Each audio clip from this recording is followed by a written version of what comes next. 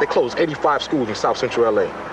Where are these kids going? They put these kids right on the street. You got 8-year-old kids in and out of buildings. Yeah. Where's the logic? You know, instead of setting up some type of a recreation center to, you know, to bring the kids to while this stuff is going on, they have them report to every day, you know, to calm them down. The kids are the ones out here in the streets, you know, and we don't control the kids. They close all the schools, you know. So to me, it's kind of like a rhetoric, you know. They're saying you got to tell the children to stop, but then what are they going to do? They're going to be in the streets all day. You know, you got parents, irresponsible parents, you got responsible parents, you got parents with their own personal problems, on drugs, you know what I'm saying? That's a relief to them when they go to school, you know, so they don't have to watch them whatever. Now, the kids are here like 24/7, and they don't know the emotions or the morals of going in and out of the store, you know what I'm saying, all day. They're not even looking at it like that. Well, you just said, we don't control the kids. Yeah. You're wearing the colors of the Bloods, you're wearing the colors of the Cripps, two biggest gangs in the area.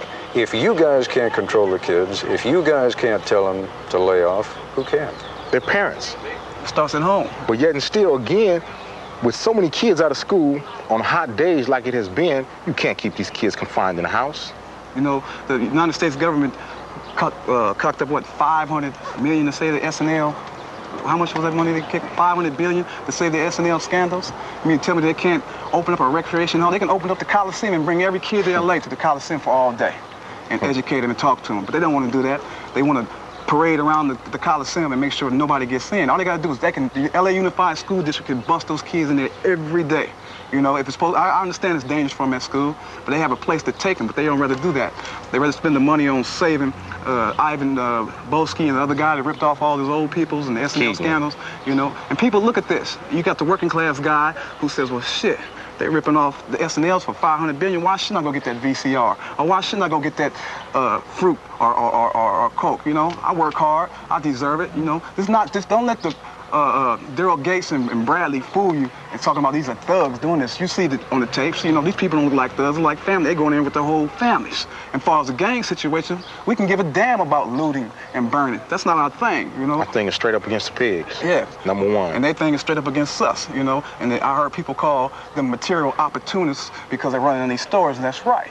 And with the gangbangers, this opportunity is to get at these police, you know what I'm saying? Because they've been killing us, stomping us, slapping us for years, you know? But it never comes out. And everybody knows they've been doing it since the beginning of time. And when we get them on tape, they get found not guilty in a system that doesn't count for us. In the couple of minutes that we've got left together, sum up for me what difference it would have made in the Rodney King verdict if one or more of those cops had been found guilty. You think you think this would have been stopped, or would it just have been something else that would have triggered it? I think had they been found guilty, not one, but all four on all counts. Because all four of them was guilty. Exactly. Had they been found guilty, none of this would have happened. You wouldn't even be standing here, Ted. None of this would have happened. Somewhere else. That's true. Tonight. Yeah. Right. But maybe I'd be here next week or the week or after next year, maybe. It's no doubt because the situation in LA has been volatile for But see, that would have been the uplift off the people. Finally, they caught the guys with their hand in the cookie jar. That's right. So we figured they're going to prosecute, and they got it. And we can feel that justice is working for us in our community, which it hasn't. It never has. And me, myself, I never had faith in the system. When I seen him on videotape, and I watched Terry White prosecute him, you know, I said, well, maybe this is going to be the turning point. Maybe this time, we do going to get some justice. And I heard the verdict, man. I was in the store, and I watched a grown man cry with his little 7-year-old. You know, he didn't say why he was crying, but I knew. I didn't ask him because I heard the word too. You know, this was a slap in the face. You know, and don't be fooled and let them try to. Now they're gonna write it off on the gangs that's doing all this burning and shit. That's not us. Right. That's not us. You can go to any neighborhood. They're in their own neighborhoods, and they're waiting for it to get dark. Like the police are waiting for it to get dark because the police want to kill the so-called gang member and vice versa. So it's on. Back we don't and forth, care nothing each about way. No shopping stores and none of that stuff. So if it seems a little quieter today, when you hear, I don't know if you did, I mean, maybe you were just riding over here, the president gave a speech tonight. Oh, right? Yeah. Calling for a restraint, asking for people, right? Yeah. Does that have any impact on you when George Bush talks? Look, George Bush doesn't have any, the only impact that he's had on our community has been his years under Reagan, when Reagan's steadily snatching social programs out of our communities. You see what I'm saying? The same CETA programs who came about because of the Watch Riot. You know what I'm saying? You had the Watch Labor Movement because of the Watch Riot. Exactly. And people always say, well, what good's gonna come out of this? It's gonna be some programs. I heard some white architects on the radio the other day talking about coming in. You know, this is what it took. you know? And that's the same way the seated programs, the hot lunch programs, and all that stuff came about because of the Watch riot. You know, I wasn't even born in the Watch riot. One more George question. Bush doesn't carry any clout in our community. All right. Rodney King came out today, seemed genuinely moved, really concerned about all the violence, begging people I saw that. to back off. I saw that. How about that? Does that have any impact on you? No, it doesn't, because like I said, it's just not about Rodney King. Rodney King lit the match. Yeah. Now we're burning. Yeah. You see what I'm saying? Yeah. It's just not Rodney King. It's everything that's been going on.